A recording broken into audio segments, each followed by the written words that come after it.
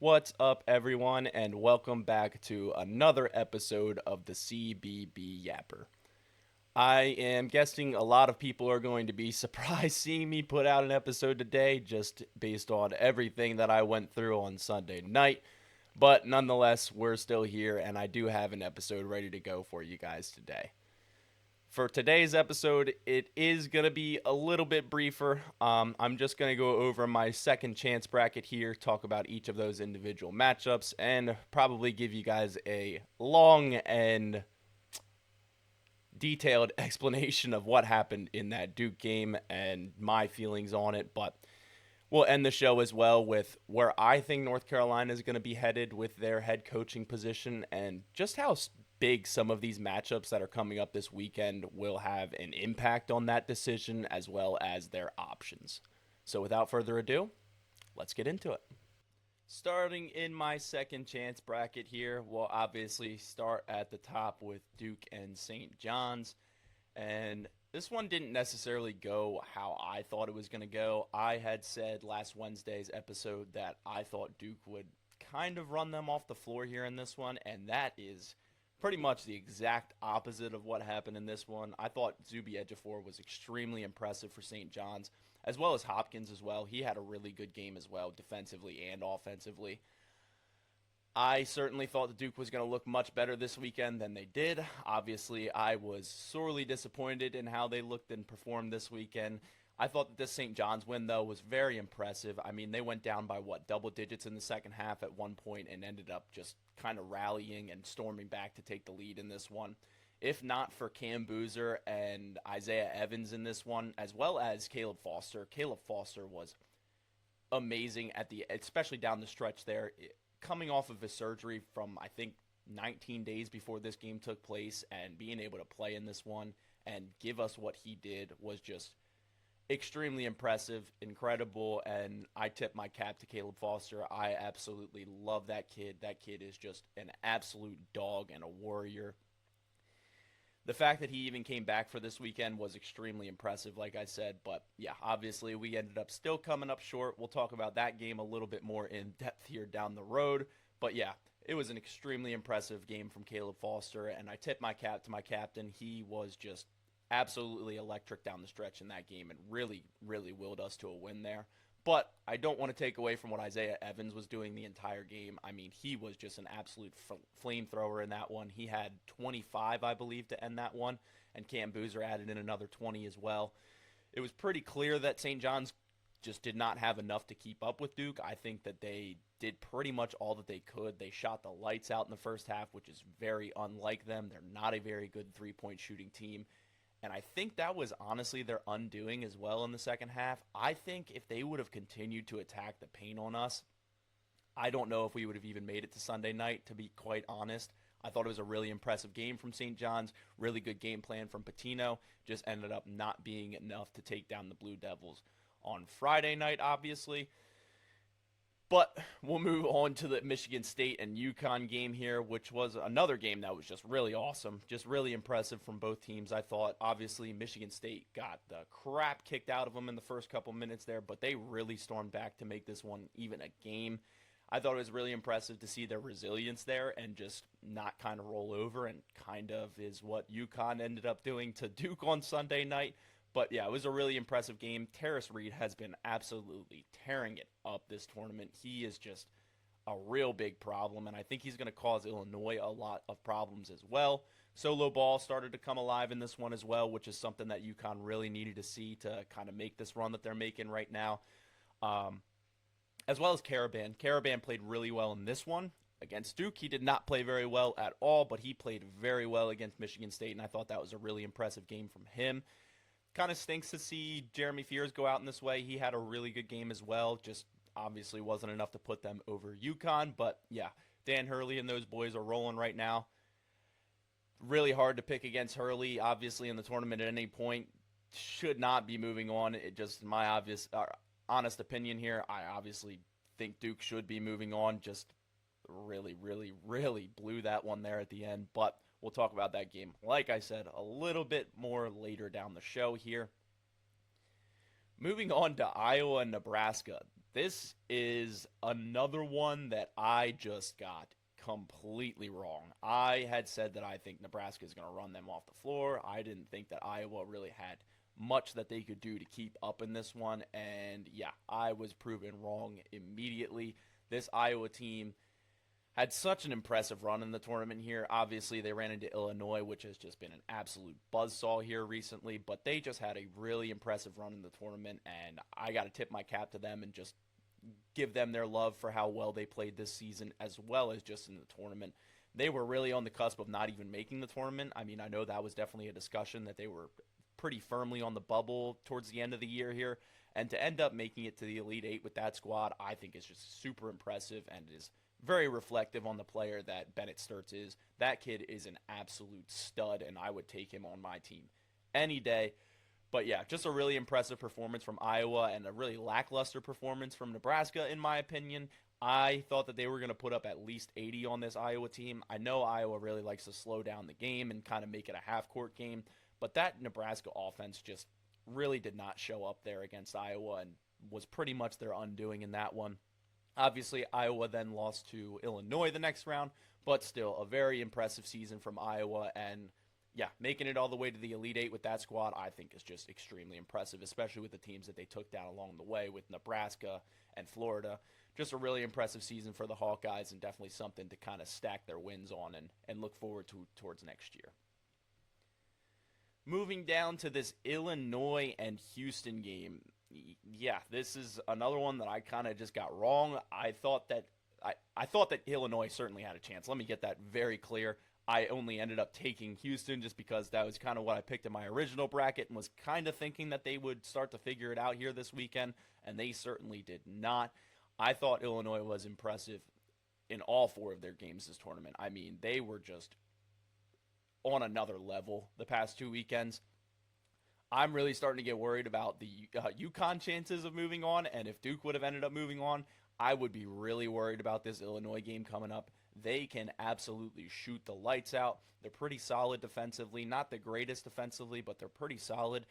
But on offense, they are just ridiculous, and they can run you out the gym in any game, even though that's not even really what they did against Houston. I mean, just looking at the score, 65 to 55, that type of score I would have thought would have favored Houston. I thought that a lower scoring game would give Houston the chance to kind of keep up with this Illinois team, but I thought it was just a really impressive performance all around from Illinois, but especially on defense. Holding Houston to 55 points is just extremely impressive. I know they're not a very good offensive team. I completely get that, but I still have to tip my cap to that type of defensive effort. Holding any team that is in the Sweet 16 to 55 points, I think is extremely impressive and a main reason why they're moving on here today. I'm really looking forward to seeing that matchup between them and UConn. Obviously, we'll talk about the Elite Eight matchups that took place a little bit later down the show, but that UConn-Illinois matchup is going to be great.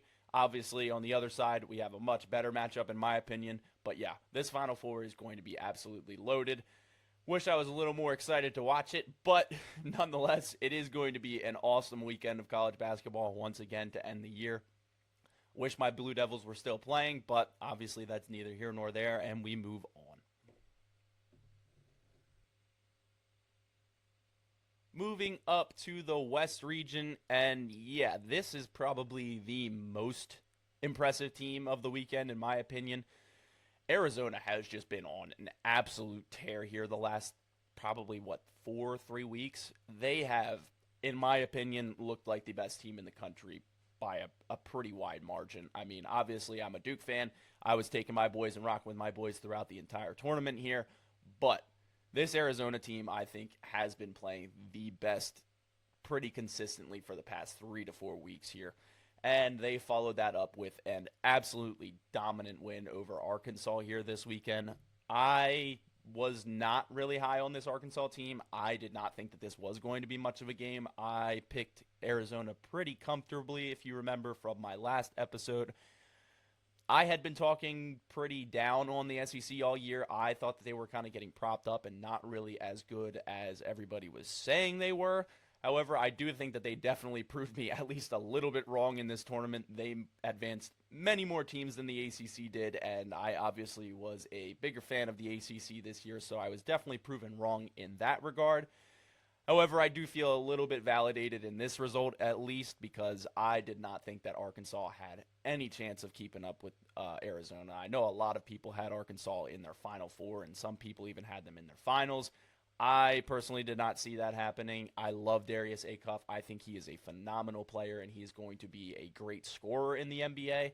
His defense, I am very concerned with. I am not sure why people are considering him for the number one overall pick. Just in my opinion, I think he's a great scorer, but if you watch him on defense, the dude's a traffic cone. Like, he cannot stop anything. So I do think that he's going to have a very good career in the NBA as a scorer. I think he'll be like a Jamal Crawford type of player, like a six man that comes off the bench and just gives you a ton of scoring, maybe like a Jordan Clarkson type of player as well.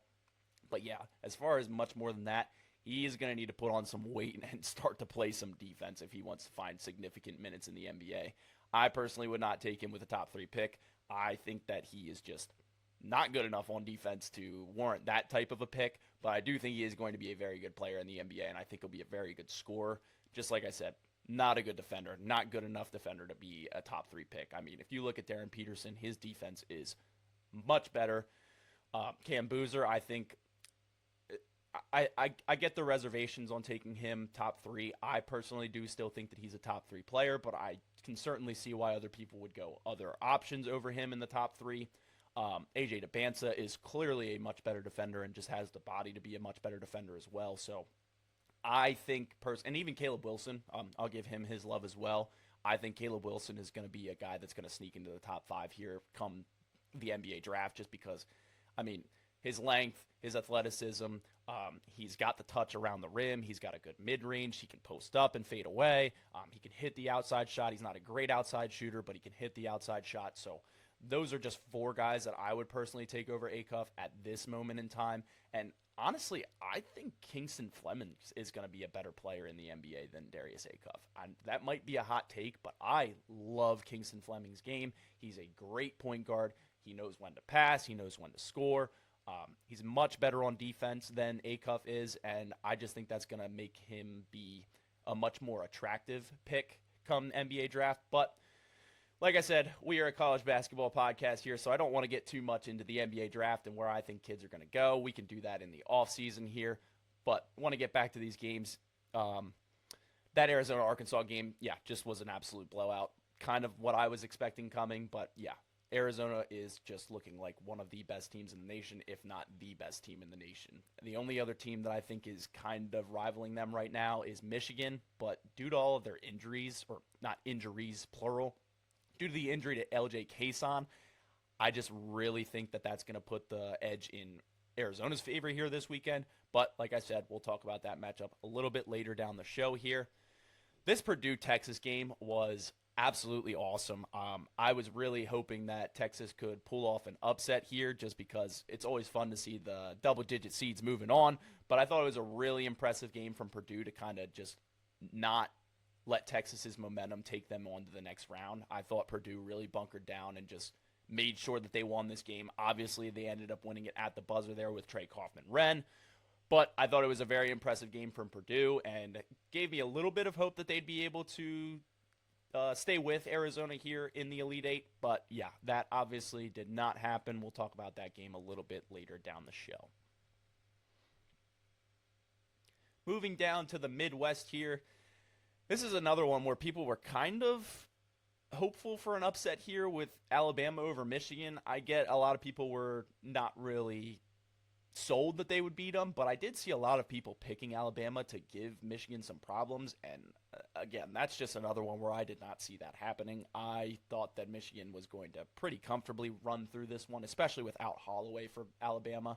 If they had Holloway, maybe it's a different game. I personally don't think it would have been. I think Michigan still would have won by 15 plus, but they didn't have Holloway, so they have that to at least kind of hang their heads on and say, if we were healthy, maybe we could have gotten it done. But yeah, this Michigan team is just rolling just like that Arizona team. I do think that they're just a little bit behind Arizona in terms of their dominance right now. But then they came out and absolutely dominated Tennessee in the Elite Eight. So definitely made me question that a little bit here. Obviously, we'll monitor that as we get closer to the Final Four here. But moving down to this Tennessee and Iowa State game. And yeah, I was just very, very, very disappointed with Iowa State. I am almost thinking that TJ Otzelberger kind of had his mind elsewhere this weekend. I know he's been linked to the North Carolina job pretty consistently here. He's been in the top 3 to 5 options for Carolina as their next head coaching option. So I do think that that could have potentially played a role in them getting kind of just dog walked in this one.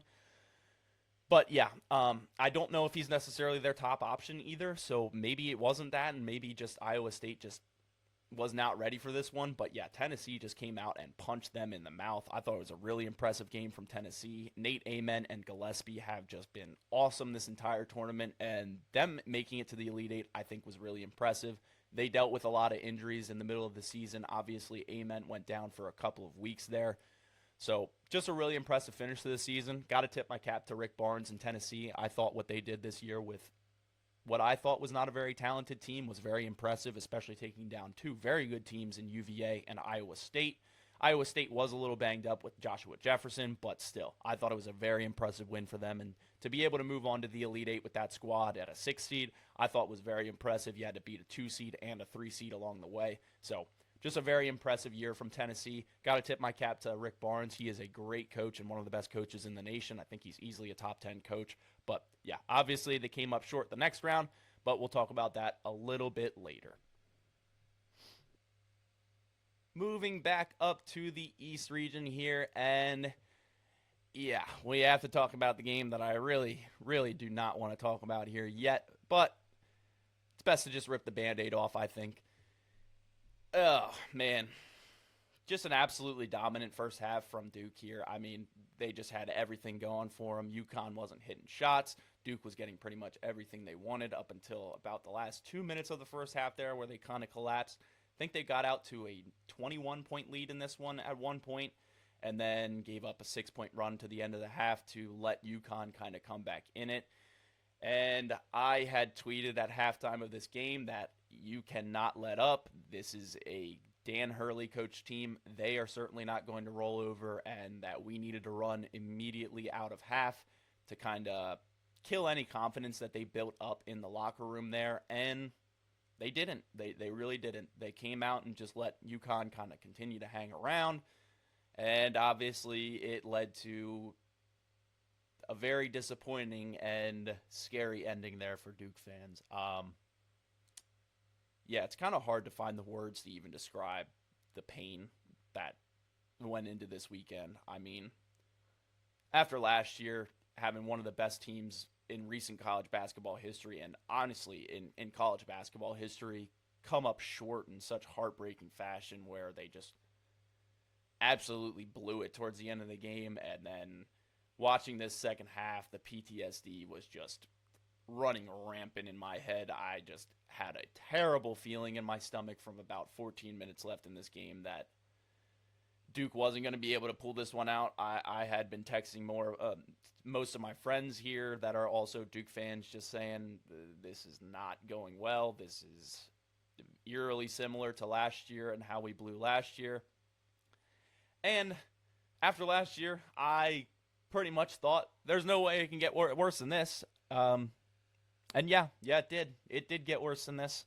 Ended up losing on a 40-foot chuck from half court from Mullins. I mean, just an incredible shot. One of the greatest shots in March Madness history. Sucks that Duke is on the other side of it. And yeah, I don't know if I uttered a single word for about an hour after that game. Just sat there on my couch, just blank stare, feeling all the emotions from last year, and yeah, just really sad that it had to end this way. I do have a few things that I do just want to kind of comment on in this game. Number one, if you're DMing Caden Boozer or sending him hate, knock it off. Like, what are you doing? That kid played incredible the entire game. He had an awesome game and was perfect from both the field and from the line going into halftime. He even played fine in the second half. I don't think he played great in the second half, but he played fine. He did more than enough for Duke to win. And Yeah, I watching that play, it's like, dude, just hold on to the ball. But the other thing is if that ball gets through and Duke ends up winning and dunks it home, everybody's saying it's the right play. He got it out of his hands. He didn't need to take a free throw. So it's just so hard with those types of plays. Like everybody's gonna Monday morning quarterback that kind of stuff. Like I feel terrible for that kid. He is an absolute winner, one of the hardest workers I've ever seen as a Duke player, and yeah, it really sucks that that just has to be on his mind for the rest of his life. He's going to relive that moment every single March Madness that comes around. That shot is going to be played till eternity. I feel really bad for that kid. I hope he's keeping his head up just because I firmly do believe he is going to be a great player here at Duke if he does end up staying for next year. And yeah, I think it's going to end up making him better. I get it. It looks like a terrible play right now, but like I said, if he throws it a little bit higher and it doesn't get tipped and it gets through, Duke moves on to the Final Four and potentially beats Illinois to go to the national championship. So I don't think one play should define that kid and how well he played. I absolutely love Caden Boozer. I am really looking forward to seeing him come back here next year. Obviously, it's really hard to have any sort of hope looking towards next year or, yeah, just any sort of hope at all after watching that game. But, yeah, I did just want to say that anybody who is sending hate or DMs or comments to Caden Boozer, yeah, you're a loser. Knock it off. Let him go. He's a 19-year-old kid. He made a mistake, and I'm sure he feels much worse about it than you do. So just want people to kind of leave him alone. The other thing that I will note, and I am going to sound like a bit of a complainer here, I do just want to make sure that this is very clear. Duke did not lose the game because of this. Duke did not lose the game because of refs at all. That is not why we lost. However, I firmly do believe that they played a massive part in this game. Just immediately watching the second half, Duke had 7 fouls in the first 6 minutes of that half. Every time Duke tried to deny the ball into the post to Terrace Reed, it was a foul, no matter what. I mean, watching those replays, I ended up rewatching that game last night. Yeah, those refs were terrible. I'm just going to say that. Those refs were terrible. Roger Ayers is one of Hurley's buddies, so I have no clue why he was even on one of our games. But yeah, that second half, immediately right away, you could tell that the refs kind of changed the tone there. We picked up 7 fouls in the first 6 minutes, and I would say maybe 4 of them were actually fouls. Completely changed the game plan for Duke there. Like I said, not the reason why we lost, but it certainly did not help. It completely changed Shire's game plan, especially on Terrace Reed. Guards were not allowed to be as physical up top, and we weren't able to deny the post entry to Terrace Reed. So I do fully believe that that changed a lot of the aspects for Duke there in the second half. But regardless, you cannot blow a 15-point lead in the second half and then go blame officials. I completely understand that. I'm not going to sit here and blame the officials, but I did just want to note that because rewatch that game, rewatch that second half, and tell me that the entire physicality and mood did not change from the first half. I watched it twice. I completely believe it. I saw what I saw. They were not allowing us to deny the ball into Terrace Reed. It's neither here nor there. You got to get past that. You got to overcome the officials, especially when you're holding a 15-point lead going into the second half. Definitely not blaming the officials there. But, yeah, not very happy that Roger Ayers was on our game, seeing as he is one of Dan Hurley's buddies. That did not sit right with me at all. And I do just want to quickly go over something really quick here because this has been a pretty big conversation around social media for pretty much the past 3 days. And I kind of want to just get your guys' opinions on this.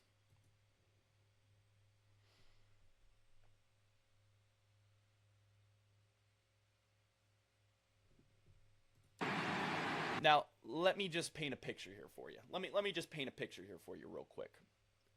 Can you imagine if that was John Shire? Can you imagine if that was Coach K?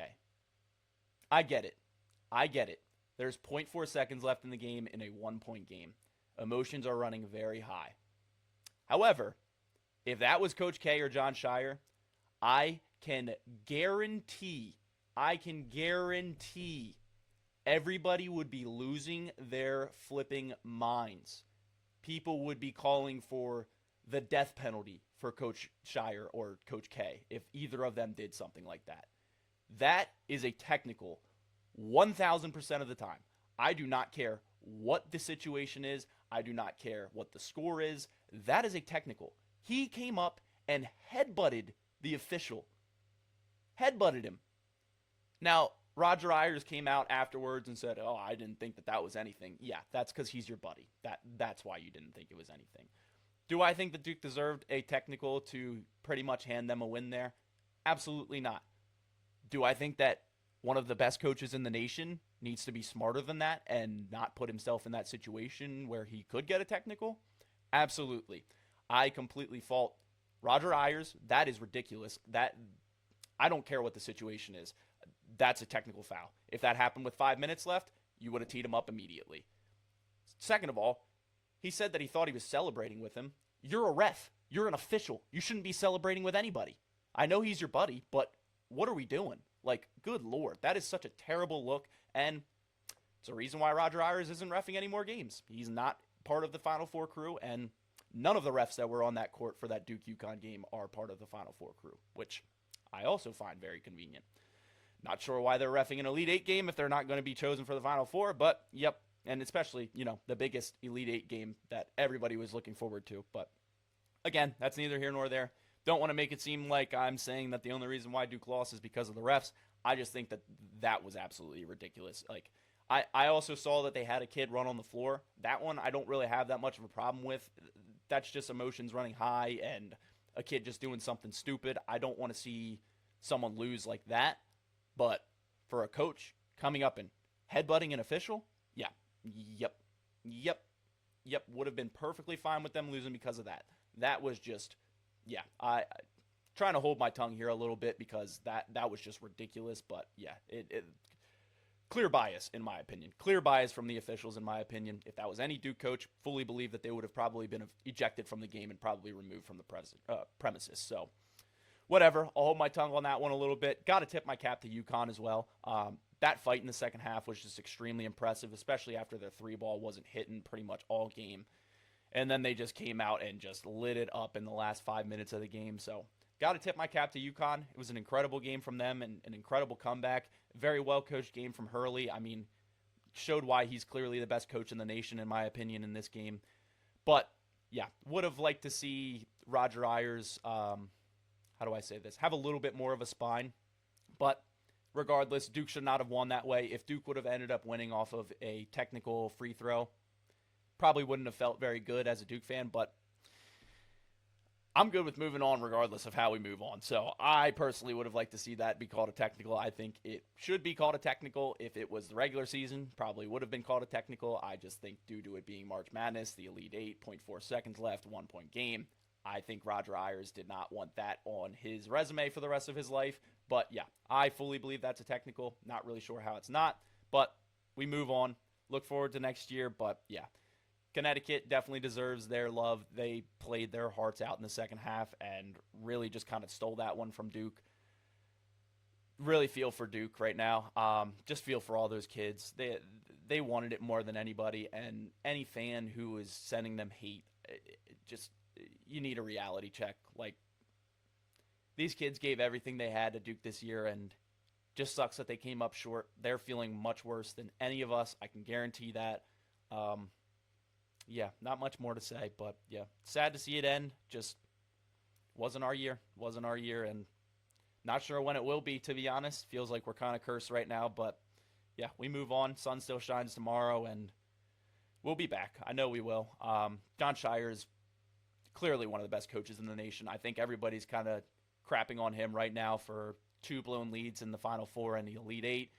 I completely understand where that sentiment is coming from, but as a Duke fan, I am really excited to see how the future unfolds here. I think this is going to make Jon Scheyer better.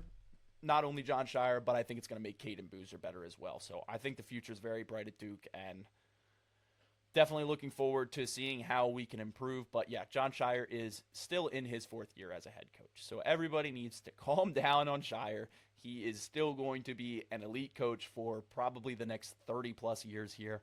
He is not even 40 years old and has made 2 Elite Eights, a Final Four, and the round of 32. So everybody who's kind of jumping on Shire right now, I think needs to have a serious reality check.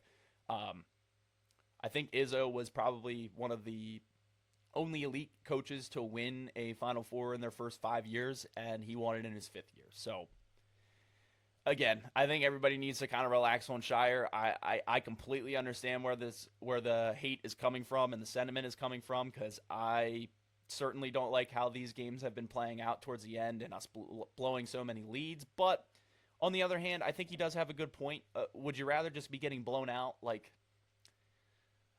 saying that now, I mean, yeah, I probably would have rather just got blown out than lose on a 40-foot heave from half court. But yeah, I mean, we're in every single game. We've lost 6 games over the past 2 years, so the future's very bright at Duke. I'm not concerned about Shire at all. I have the utmost faith in Shire, and yeah, looking forward to seeing the future of this program. But yeah, just very hard to look towards the future right now.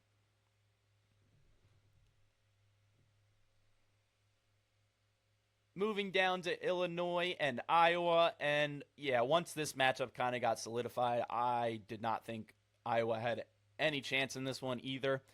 However, I didn't think they really had a chance against Nebraska either, so definitely was a little concerned going into that one, picking Illinois, but Illinois was just really impressive this entire weekend. Like I said, their offense is extremely impressive, but their defense, I think, was the most impressive part this weekend. They held 2 pretty solid offensive teams. They're not necessarily the best. Iowa is a very half-court offense type of team. So is Houston. They're a very slow type of team, but I thought their defense was still very impressive nonetheless. Holding 2 teams in the Sweet 16 and the Elite Eight to under 60 points is impressive no matter who you're playing. So Illinois is looking like an absolute juggernaut right now.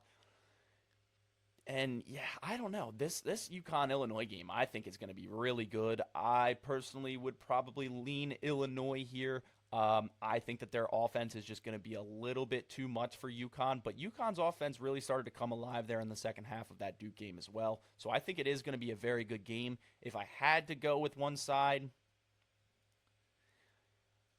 I want to lean Illinois, but I think I'm going to go with the better coach in this one. I think I'm going to go with Hurley. I just think Hurley is just such a good coach, and I think he's going to have a great game plan to kind of stymie whatever Illinois wants to do on offense here this weekend. Obviously, I think this one can go either way. Both of these matchups could go either way, and I would not be surprised in either of them. However, I do think that I do lean UConn just because of the coaching matchup. Underwood's still a very good coach. Definitely not trying to take anything away from him. I just think Hurley does hold a slight advantage in that regard. Moving back up to the West region, we had Arizona and Purdue. And yeah, this is kind of what I was expecting again as well. I ended up going with Purdue, was kind of flipping back and forth on Purdue and Texas, but didn't really think it mattered. I was taking Arizona over whoever advanced through that matchup, and Arizona pretty much dominated them almost the entire game. Like I said, Arizona is on an absolute tear right now. I think they look like the best team in the nation, and if I had to give who I think is going to cut down the nets now that Duke is eliminated, I would have to go with Arizona. I just think that they're extremely impressive. Their front court's extremely impressive, and I think one of the only front courts left that can kind of compete with Michigan here. I just really like this Arizona team. I'm going to personally be rooting for them for the rest of the way just because I don't want to see Tommy Lloyd go to North Carolina, and I think that's probably the only thing that is keeping him from going to North Carolina here is if they win a national championship. But yeah, I think that this is going to be an extremely fun game to watch between Arizona and Michigan, and this game was not very fun to watch. Moving down to Michigan, Tennessee, very similar to the game above. I took Iowa State, obviously, to move on in this one and ended up being wrong on that aspect, but very similar to the Arizona matchup. I did not really give either of them a chance to move on against Michigan. This Michigan team is playing like the second best team in the nation right now. Although it can be argued that Illinois is the second best team in the nation right now, I fully believe that. I do think that Michigan still is the best or second best team in the nation and the second best team left in the tournament. It's kind of a shame that we have to get this as the Final Four matchup between Michigan and Arizona because I think if they were on the opposite sides of the bracket, we'd be getting a Michigan-Arizona national championship. But I am really looking forward to this matchup up here. I mean, obviously, they're both going to be incredible games.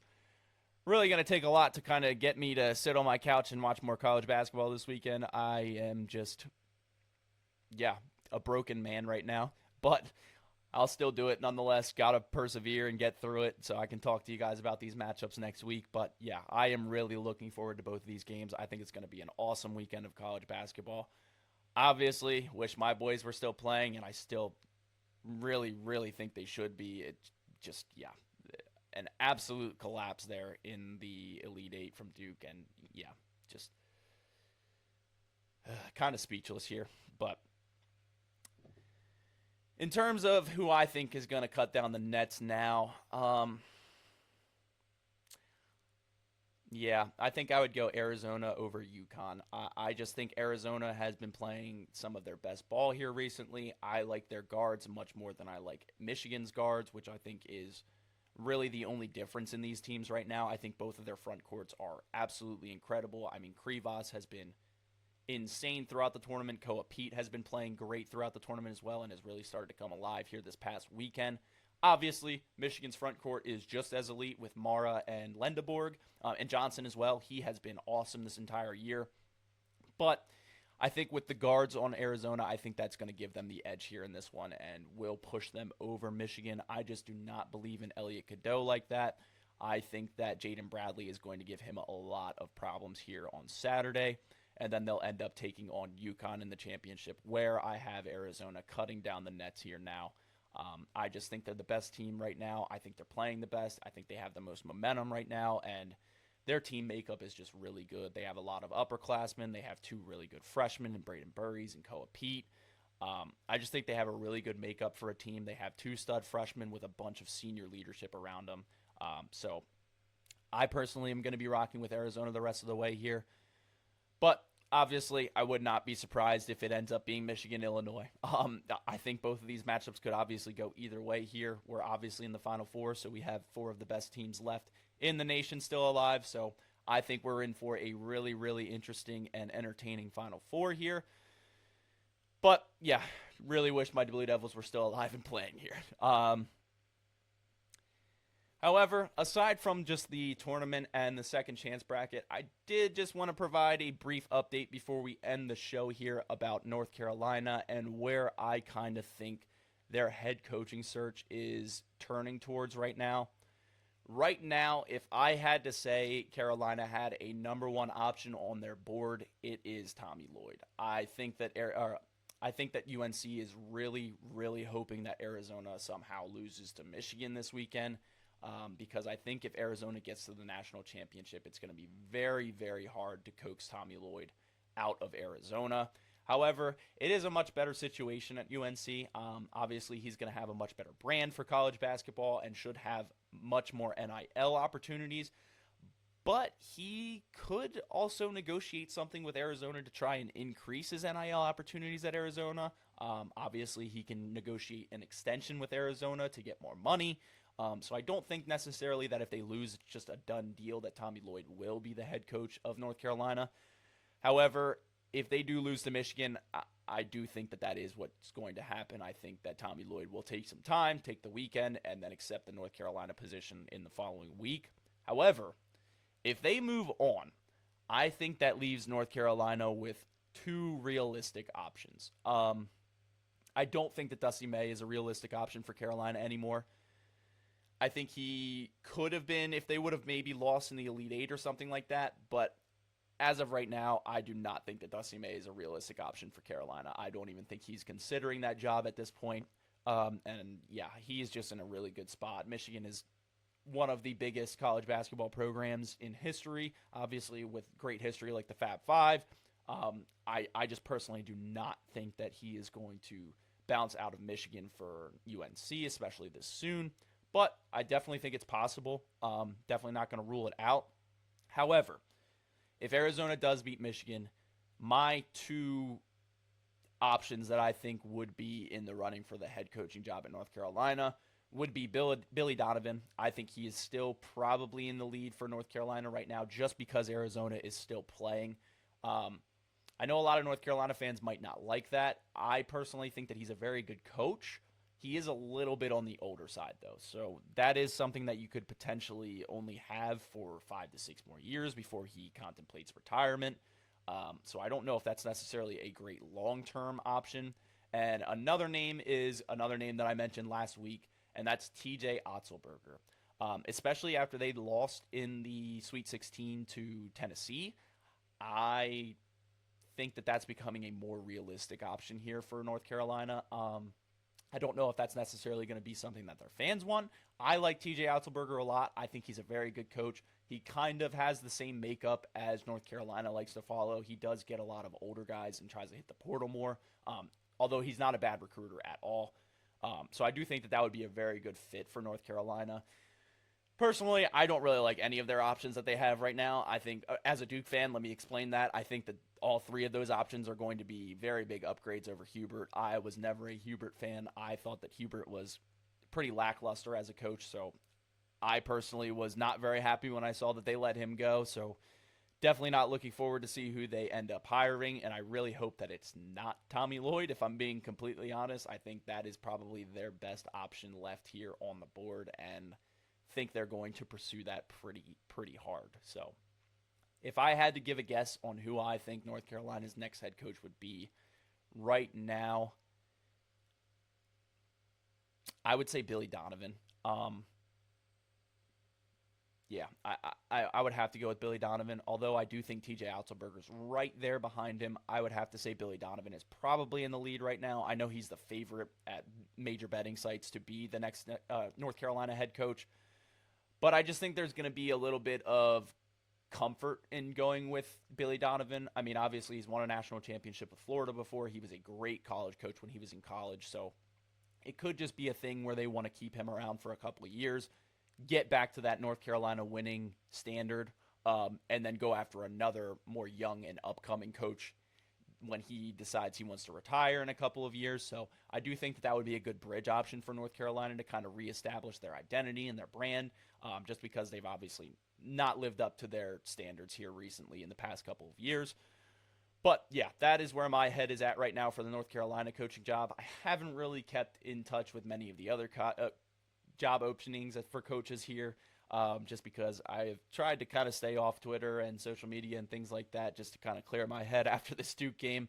Still really reeling it in here. It's just, yeah, not a fun time here for Duke fans. I am just, yeah, really distraught with how that ended up and just, yeah, not happy. But that's neither here nor there. We get through another episode here of the CBB Yapper, and yeah, next week we will talk about some of these matchups here in the Final Four, obviously the national championship, and then we're going to get a little bit into some of the offseason news, maybe some head coaching carousel news, transfer news, and as well as some recruiting looks here. And I am going to potentially look into providing my way too early top 25. I might extend it to a top 30 or something like that, but look out for that here in the next coming weeks. I should be able to put something together for that. However, that is all I have for today's episode. I hope you guys enjoyed everything that I went through here and all my pain that you can see on my face.